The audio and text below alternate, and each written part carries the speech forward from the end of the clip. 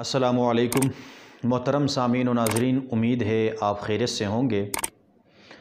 बहुत सारे अहबाब पर्सनल में मैसेजेस कर रहे थे कि इस बात पर कोई वीडियो बनाई जाए इस मसले पर कि मैयत के हवाले से कि घर में कोई फौतगी हो जाती है तो उस पर रोना जायज़ है या नहीं है, शरीयत की क्या तालीमात हैं, हुज़ूर अलैहिस्सलातु वस्सलाम का क्या तरीक़ा रहा है, इस हवाले से कोई वीडियो बनाई जाए।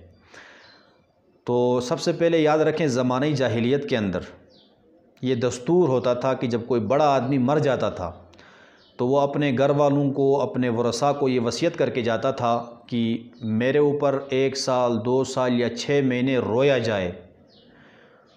तो इसलिए कि जितना ज़्यादा, जितने वक्त तक जिस बंदे पर उस ज़माने में, ज़माने जाहिलियत में रोते थे, उससे उसकी बड़ाई का अंदाज़ा होता था कि ये कोई बड़ा आदमी, इसलिए 2 साल इस पर रोया गया, 1 साल रोया गया, 6 महीने रोया गया। अगर कोई नहीं रोता था ज़्यादा वक्त तक तो लोग कहते थे ये कोई बड़ा आदमी नहीं था इसलिए नहीं रोए। इसलिए ये लोग वसीयत करके जाते थे जो बड़े लोग मर जाते थे। तो अब ज़ाहिर बात है 6 महीने तक, साल तक, 2 साल तक घर वाले रोएं तो किस तरह रोएं? एक बंदा है, उसकी इंसान है, उसके आंसू भी ख़त्म हो जाते हैं रो रो कर। इसलिए वो क्या करते थे, कुछ औरतों को बुलाते थे जिनके खाने पीने पहनने रिहाइश का बंदोबस्त करते थे घर में।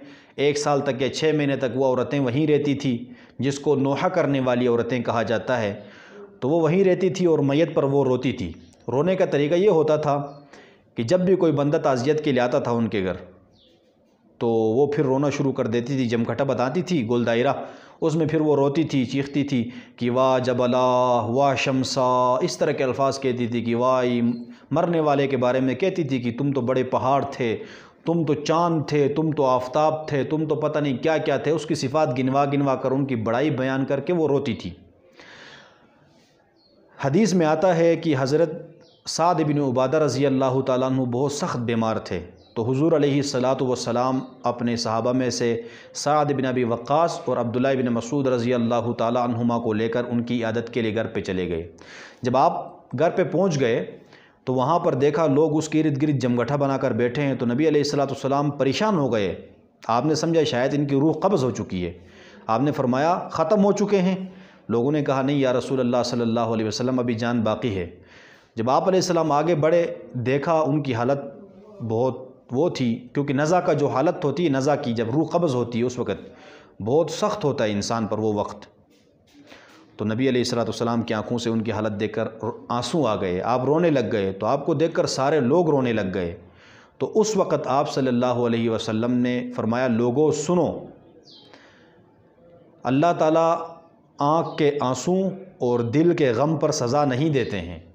आँख से जो आंसू निकलेगा और दिल के अंदर जो गम पैदा होगा उससे अल्लाह सज़ा नहीं देते हैं। लेकिन ज़बान की तरफ इशारा करके फरमाए, याद रखो इस ज़बान की वजह से तुम्हें सज़ा मिल सकती है। यानी इसके ज़रिए से तुम मैयत के मौत पर ऐसे कोई अल्फाज अदा करोगे जो कुफ्रिया होंगे, शिरकिया होंगे, तो नोहा और मातम करोगे तो इस पर तुम्हें सज़ा मिल सकती है। इसलिए याद रखना, दिल गमगीन हो जाता है, आंसू निकल आते हैं, इसकी शरीयत में कोई मुमानियत नहीं है, इसलिए कि ये इंसान के इख्तियार में नहीं। जैसे रिवायत में आता है कि जब आप अलैहिस्सलातु वस्सलाम के बेटे इब्राहीम आखिरी हालत में थे, क्योंकि वो दाया के पास रहते थे, जब दाया के पास रहते थे जहाँ दूध पीते थे वहीं पे थे, बीमार हो गए। आप अलैहिस्सलातु वस्सलाम सहाबा के साथ उनके पास गए, देखा कि आखिरी हालत में, नज़ा की हालत में।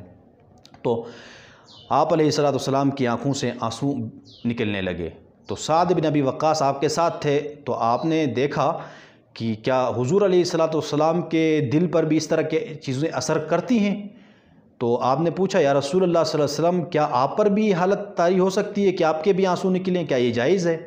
तो आप अलैहिस्सलातु वस्सलाम ने फरमाया, ए इब्न औफ़, अब्दुर्रहमान बिन औफ़ आपके साथ थे, फरमाया ए इब्न औफ़, ये कोई गलत और बुरी चीज़ नहीं है आंसू निकलना, ये शफ़क़त और हमदर्दी है।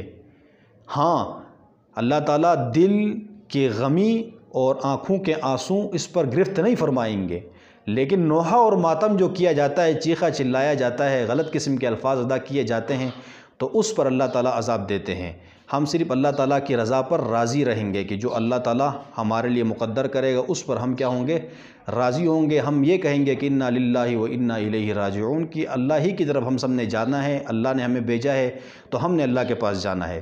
تو یہ شریعت کا نقطۂ نظر ہے۔ شریعت یہی کہتی ہے کہ میت پر آنسو نکلتے ہیں، دل غمگین ہوتا ہے، اس طرح رونا کہ نوحہ اور ماتم نہ ہو، چیخنا چلانا نہ ہو، غلط قسم کے الفاظ ادا نہ ہوتے ہوں، یہ جائز ہے شریعت میں، اس کی کوئی ممانعت نہیں ہے۔ تو امید ہے آپ لوگوں کو اس سے بہت زیادہ فائدہ ہوا ہوگا۔ اللہ تعالی ہم سب کو صراط مستقیم پر چلنے کی توفیق عطا فرمائے۔ السلام علیکم ورحمۃ اللہ وبرکاتہ۔